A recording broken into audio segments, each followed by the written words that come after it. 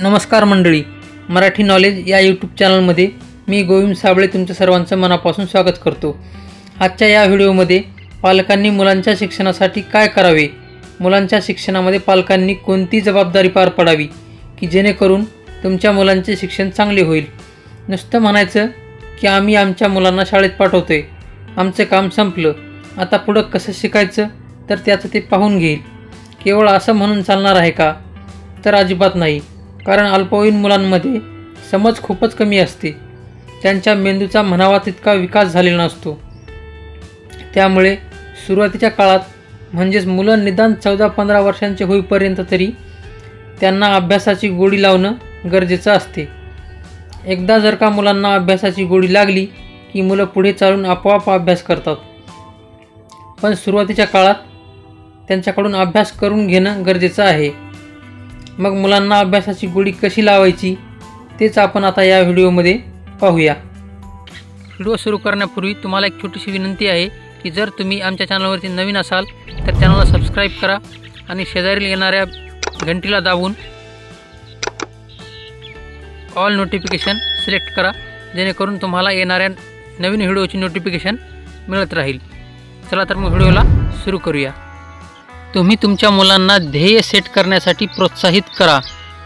म्हणजेच तुम्ही तुमच्या मुलांना तुला भविष्यात काय बनायचं आहे हे नक्की विचारा, डॉक्टर, इंजिनियर, वकील वगैरे, आणि हे बनण्यासाठी तुला अभ्यास करावा लागेल हे त्याला समजावून सांगा।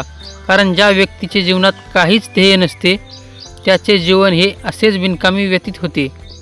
मुलांना अवांतर वाचनाची गोडी लावा। बरेच पालक आपल्या मुलांना फक्त आणि फक्त शाळेतील पुस्तकं आणून देतात, दुसरी कोणतीही पुस्तके त्यांच्या घरात नसतात। त्यामुळे मुलांना तेच पुस्तके दररोज वाचून कंटाळा येतो आणि दुसरे कोणतेच पुस्तक वाचण्यासाठी नसल्याने मुलं लगेच खेळायला जातात। त्यामुळे पालकांना कळकळीची विनंती आहे की तुम्ही तुमच्या घरामध्ये गोष्टींची पुस्तके, कथा, कादंबऱ्या, प्रवास वर्णने, आत्मचरित्र, महामानवांच्या जीवनावर आधारित पुस्तके यांचा एक मोठा पुस्तक संच तुमच्या घरामध्ये आणून ठेवा, जेणेकरून मुलांना शाळेतील अभ्यासाचा कंटाळा आल्यानंतर त्यांना इतर पुस्तके वाचता येतील आणि त्यामुळे तुमच्या मुलांना दीर्घकाळ वाचनाची सवय लागेल। पालकांनी मुलांना मिळालेल्या यशाचे नेहमी कौतुक करावे। त्यांनी मुलांना म्हणावे की तू जे काही यश मिळवलेस ते खूप चांगले आहे, जर अजून तू अभ्यास केलास तर तुला आणखीन चांगले गुण मिळू शकतात। मुलांच्या आवडीच्या विषयाकडे लक्ष द्या। पालकांनो, तुम्ही तुमच्या मुलांच्या आवडीच्या विषयाबद्दल नक्की जाणून घ्या आणि जो विषय तुमच्या मुलाला आवडतो त्या विषयामध्ये त्याला पारंगत होण्यासाठी प्रोत्साहित करा। घरातील वातावरण नेहमी प्रसन्न ठेवा। म्हणजेच काय तर तुम्ही तुमच्या मुलांसमोर एकमेकांशी भांडू नका, त्यामुळे त्यांच्या मानसिकतेवर विपरीत परिणाम होऊ शकतो आणि त्यांच्या अभ्यासात मन लागत नाही। मुलं अभ्यासाला बसल्यावर टीव्ही, मोबाईल बंद करा। मुलांची इतरांबरोबर तुलना करू नये।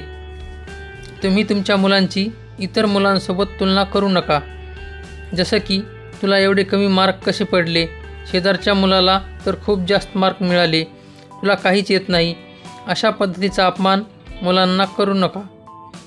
आठवड्यातून किमान एक वेळा तरी शाळेतील शिक्षकांना भेटा, शाळेतील शिक्षकांशी चर्चा करा, मुलांच्या अभ्यासातील अडचणी शाळेतील शिक्षकांना विचारा आणि त्यावर काहीतरी उपाय शोधा। मित्रांनो, तुम्हाला हा व्हिडिओ कसा वाटला ते कमेंटमध्ये आम्हाला नक्की कळवा। धन्यवाद।